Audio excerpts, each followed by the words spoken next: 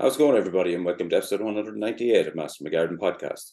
Now, this week's episode is a listener's question again, and the question comes in from Peggy, who is a listener in Cavan. So she says, John, I've been listening to the podcast for over a year now and find it really helpful and informative. Thank you for that, Peggy. I recently moved into a 1980s bungalow built on a windswept hill in County Cavan. It was built in a field with no garden whatsoever. And she goes on to say she's been adding native hedging around the perimeter. She's been trying to improve the soil, which is a clay soil, with farmyard manure. And she has been adding shrubs, flowers, trees to the garden. She also says, which is a sort of a useful thing to know, she says that where she hasn't started work or started planting yet, the rushes are starting to pop back up again.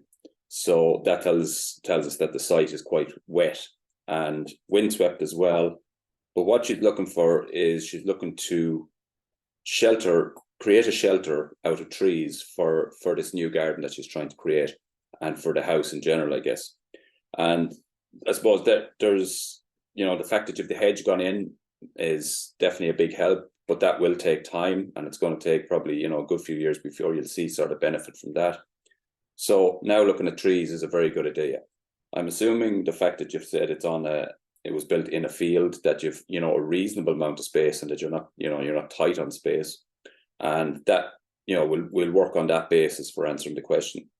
So the first thing when it comes to planting trees is to have a look. Like if you look online, you're going to see straight away poplars being mentioned, and as a windbreak tree, and that's what would be used typically in commercial horticulture units. They would use poplars to create windbreaks.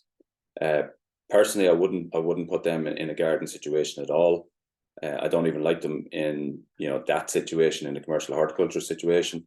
But they do have a purpose. So if there's space there, potentially we could use those. But the big thing to note starting off is that I suppose back years ago, what used to be done to create these windbreaks, I guess, was the planting of a really solid hedge. And you'll think back to back to the 80s and 90s, you had the Lalandi phase where everyone was putting Lalandis around their houses to shelter them and so on. And they were really fast growing and they created this really heavy green block. And what a lot of people found, and this is a really important thing to know, is that when you want to create a block for wind by putting something like a hedge, a solid hedge like that, what ends up happening is that you actually create worse wind on your site because you can't stop the wind. So that the idea is that you try and filter the wind rather than stop it. So what ends up happening is you plant this heavy hedge, this big solid hedge, the wind comes up, in this case across the hill, and hits the hedge and it's pushed upwards, and then it actually gets driven back downwards again and it creates more wind within your site. So the whole idea and the principle is that you try and filter the wind. So you're trying to filter it so that it's not all pushing through. You're getting little breaks through it, but you are allowing it through. Creating a solid block like they used to do in the old days with a Lalandi hedge is not a good idea. As I say, that will create worse wind on your site. It'll create these gusts and these swirls that will happen on your site as opposed to blocking it from coming in. So you can't stop the wind. So the whole idea is that you will try and filter it through. It'll reduce the severity of it coming across your site then. And that's the idea of windbreaks. The proper way is to filter. The fact that you've said that there's rushes coming back up on the areas that you haven't got around to planting yet says that it's a wet site. And I suppose the fact that it's on a hill, windswept, it's challenging, but it isn't impossible. The first thing, we've said it before, anytime you're looking to do a sort of a planting job, have a look around the area and see what trees are doing well. And that will give you a really, really good indication as to what's going to work in your area, because you can come up with a list of trees that, you're going to plant in your garden, but if they're not suitable, they'll either underperform for a long, long time, or they won't they could actually even die. So know what's working well in your area, and you'll be able to see that by, you know, having a look around, talking to, you know, somebody else that might have done the same thing close to you. And then from there, you'll be able to figure out what trees will be, I suppose, suitable for the site. But based on the information I have, Windswept Hill, it's going to be, you know, it's in a field. So I'm assuming that we're not kind of stuck for space here, that there is going to be a bit of space to maybe create something here. And, you know, based on that, the fact that this rush is coming up, we know the type of trees that we'll be able to work with. The fact you've planted a native hedge already, you know, says that you know, native is what you'd like. And definitely, you know, you can get a good shelter from native trees that will work on this site. So where would you start? I suppose the first thing is, what type of tree is going to do well here? So it's going to be a hardy tree. And if we're looking to filter the wind, what we might do is, instead of planting a line of trees that are just going to grow tall and filter the wind that way, what we might try and do is create layers, a little bit like, for all the world, a mini forest. And this is going to give us loads of benefits. Number one, it's going to filter the wind, which is what we're looking for, but it's going to filter it in a sort of more natural way. So like what you would see, you know, on a forest. If you ever go out walking on a really windy, stormy day in a forest, you'll still have your wind, you'll still have rain, but it always feels a lot calmer in there. So you're filtering the wind. The forest is filtering out the wind. Now, obviously, this is not, you know, this is not going to be a forest we're creating here, but we can create that effect even on a smaller scale. So to the very outer edge of your site, I will be planting alder trees. So alders are a native tree, and the fact that you've got a native hedge, you know, we'll try and keep it along the same lines. And I think you will find your most suitable trees for doing this within that. So alder is really fast growing, loves wet ground, damp ground, which, you know, it sounds like it is if there's rushes popping up. Will grow in most areas, doesn't mind wind, and is very, very useful on the outer perimeter. And this is your first wall, this is your first filter. And as I say, it'll grow in wet ground. You can plant them close together. It does have benefits, you know, from biodiversity perspective as well. There is benefit in it. And that can be your outer layer. You can also, there is, you know, a couple of birch trees that will do fairly well. So there's a downy birch, which is, I suppose, you will see that kind of in, you know, wetter or boggy style plantings. Then there's the silver birch, which is much more attractive tree, looks really well. Obviously, it has that silvery bark. Again, a native tree. It does prefer it a little bit drier, but when we're creating this sort of mini forest, so to speak, you can get away with things that you may not get away with if you were planting this as a singular tree on its own. So we're doing the layers here. We're doing the alder at the very outside. And then maybe in from that, you're going to plant some birch, either type of birch. And they, as I say, will give you a little bit more in terms of biodiversity, but they'll also look a little bit better, because alder is a useful tree for biodiversity, but not overly attractive. It's okay, but it's not overly attractive. So get some silver birch. And the fact that we're now in October, we're probably a month away from the start of bare root season, and all of these trees, you know, will be able to be got during that period of time. They can be bought as saplings, or they can be bought, you know, as bigger trees, whatever you decide. So they're your kind of layers. So first layer, alder, birch in your second layer. If you wanted to, you can use, you know, poplar, well, which is the aspen tree, is the native Irish one. And if you wanted to, you could use that. It'll grow in wet ground. It'll grow very tall. It will filter the soil, or sorry, will filter the wind, and, you know, can be added in there. The reason I'm not a big fan of it is that if it's in kind of goodish ground, the roots can kind of run and sucker. So you may not want that. I don't know the size of the site here. So if it's a case that you have a huge site and you're okay for it to sucker, as in you plant a tree, but another one pops up a few feet away, if you're okay with that, then work away. But other than that, I probably would avoid that one. Then on top of that, we have things like willow. Again, we have native willows, and they will be very, very suitable, very, very fast growing. So very suitable for the wet ground, very fast growing. And again, they're going to filter. And these can be all sort of mixed in your outer edge of this. You know, when I say you might plant these maybe 3-4 meters apart, and they're all going to grow into one other over time. But they're not going to create a really heavy block. They're going to create this filter that will filter the wind up along your site.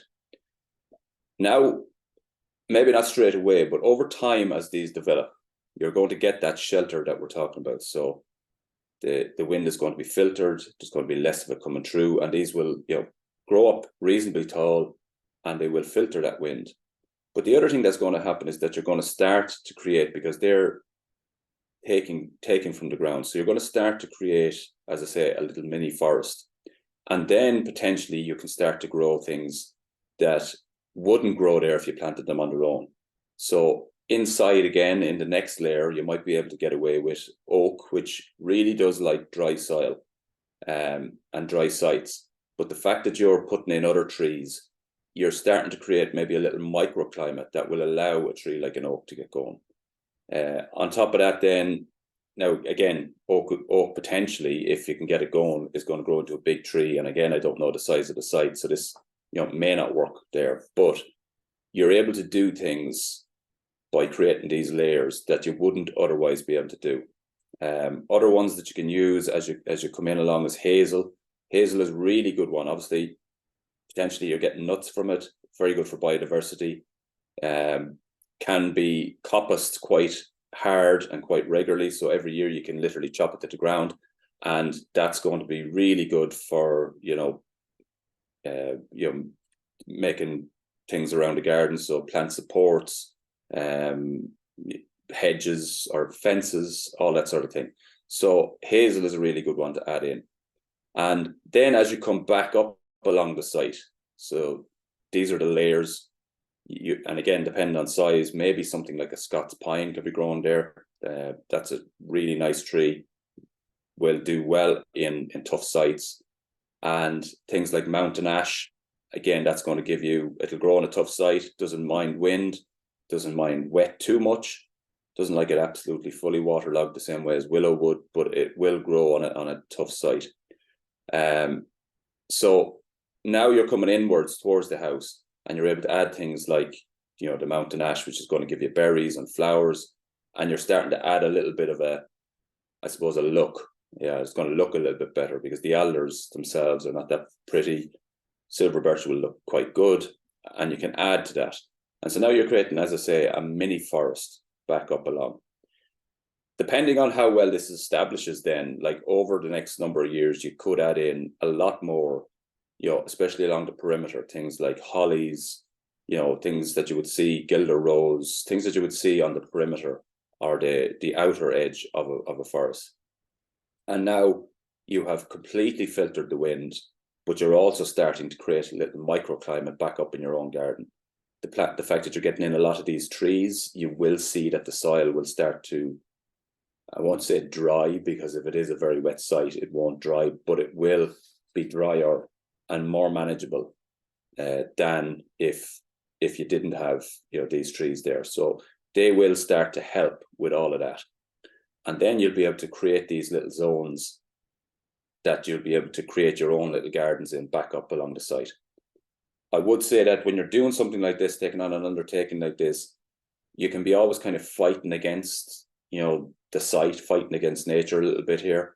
And if you try to take on too much, you know, when you say you've put down or you've got ready for planting, and then the rushes have taken back over, and, you know, you can be always fighting against it. So what you're trying to do is create this microclimate, this filter the wind, create these little micro zones within your garden. And like that won't happen overnight, but certainly over the next 6, 7, 8 years, that will happen. And you'll have these zones then.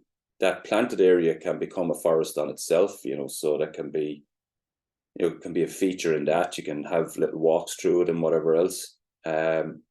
Over time, then you might be able to add, bulbs through there as it establishes, as it helps to, as it becomes more forest-like. You might be able to add some bulbs and some underplanting in there that will look good in time.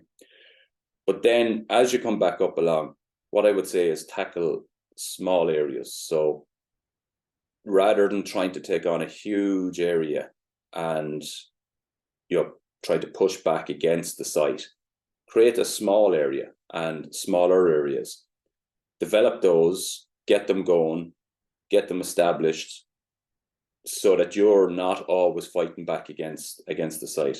And that will be, probably your best route to success.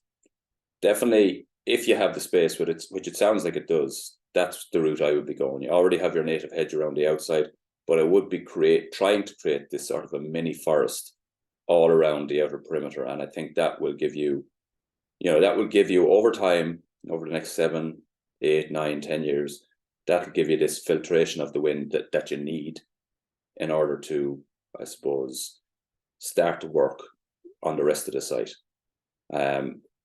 So yeah, that's kind of the advice. The trees again. So if space is an issue, I would say alder just inside your perimeter is probably the fastest growing, the best. Mix in a bit of willow, mix in a bit of birch, and those trees will give you reasonable shelter. They'll filter the wind, and they will definitely get going there because they're going to be tough and hardy. They're all native as well. So, and if it's a case that you have a good bit of space, now, and when I say a good bit of space, like, you can create this sort of a mini forest effect, maybe 10 meters, 12 meters, 15 meters back from your perimeter. So if you have that space, then that's definitely what I would be doing. And given that you're coming into the bare root season, that can be done, over the next few months. You'll be able to get them as saplings. So depending on what the budget is, you can get saplings, which won't have a high cost to them per tree. Obviously be a little bit slower to establish. A sapling is going to be something that's maybe 90 centimeters to 100 centimeters in height, depending on the variety. But the fact that they're alder, willow, they're going to grow very quickly. So I think it's fine getting those as saplings, get them in, let them grow really quickly, and then they'll give you that benefit over the next, as I say, 6, 7, 8 years. And then that will start to create these microclimates that will allow you to do your thing in the rest of the garden. So I suppose that's kind of, like, there is poplars, as I say, poplars are a tree that's used a lot for shelter belts. I don't personally like them. They do sucker, and especially if you're going into good ground. If they're in really poor ground, they can be kind of restricted a bit, all right? But if you put them into good ground or reasonably good ground, they can sucker, and you can get these new trees coming up, quite a bit away from the original tree that you plant. And as I said, that might be okay in this scenario. And if it is, work away, get them in as well.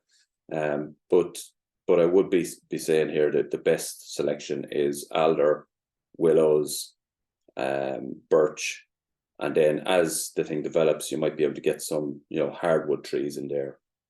Even hopefully things like oak, Scots pine will definitely grow, mountain ash, and then around the inner perimeter, things like hazel, which will look good, which will have biodiversity benefit. You'll be able to use the coppicing wood that you cut off. You'll be able to use them around your garden, and so you're getting multifunctional benefits, and it will look good, and it will create this microclimate within the garden. So I hope that helps, Peggy. It's fairly straightforward question. Definitely look around the local site, because, the local area, because what is growing for your next door neighbor or the person up the road is going to work for you as well. So you can take I suppose, inspiration from that or learning from that rather than chancing things. But any of those, I'd be 99% sure that any of those that I've mentioned are going to grow on that site. And then as the sort of mini forest develops, you'll be able to add more, because you will be creating your own sort of microclimate, your microzone then. And that's the key. Filter the wind, don't block it fully. Get trees that are going to be suitable for the ground, given that it's wet. So you're talking tough trees, hardy trees, You want ones that are going to grow fast because you want to see the benefit in sort of 7 to 10 years, as opposed to some of the other ones that might take 20, 30 years before you see any real obvious benefit. So yeah, that's the choice. Alders, birch, willow, and then add on to that as the thing develops over the next number of years. So I hope that answers your question. Best of luck with it. As I say, when you come back up through the garden and you're looking to develop new areas, sort of take on small pieces as opposed to trying to conquer the entire site all at once. Take on small pieces, get them manageable, get them working, have them the way you want them, and then maybe add on to that and create kind of zones as you go along. And, don't be afraid up through the site then as well. There may be potential to add hedges within the garden. So you've obviously planted the hedge around the outer perimeter, and that's great. Over time, that will give you, all the biodiversity benefit and some level of shelter. But up through the garden as well, why not create little mini zones for yourself? So again, little hedging areas around, if you had a seating area within the garden, put a little hedge around it. That's giving you another little bit of shelter. And now you're starting to create zones within the garden as well. And once you're internal in the garden, any type of hedge will be useful for that, whether that's, something like a native yew hedge, or even what you've already planted, your native plantings of white thorn, black thorn, all of those. Create little zones within your garden. And those zones will become more manageable because, as I say, you're creating little microclimates and you're given that extra bit of shelter up the site. So that's the way I would go with that. I hope the information has helped, and best of luck with your planting. You've great timing anyway, because bare root season starting off in a few weeks' time. I would definitely, if you are doing any planting during the bare root season, I'd be definitely using mycorrhizal fungi. I use it on all plantings. It really is, especially with bare root, it really is like an insurance policy to make sure that they get established. So that's definitely what I'd be doing. It increases the root zone, especially when you're going into ground that isn't, the best ground. It really, really helps with establishment. And the quicker you can get them established, the quicker you're going to get the shelter that you're looking for from these trees. So that's something else I would be doing. But best of luck over the next few weeks. And, you have lots of opportunity here to start to get this created in the short term, and then you'll see the longer benefit over maybe 7 to 10 years from this. So I hope that helped, Peggy. And bare root season is coming up, so I'm definitely going to be chatting a bit about native trees in the coming episodes, and we'll be talking about native planting and hedging and all of that sort of things. So we'll try and keep it as, I suppose, as relative as possible to the timing. We have another episode coming up in the next week or two on bulbs as well. And I suppose the gardening, there's not much happening in gardening at the moment. We've just had another week of horrendous weather, another storm. Can't think of the name of it offhand, but it has caused huge flood damage down around the southwest and south of the country. And yeah, there seems to be no end to this rain at the moment. But there's still loads to be planning. So that's been this week's episode. Thanks for listening. And until the next time, happy gardening.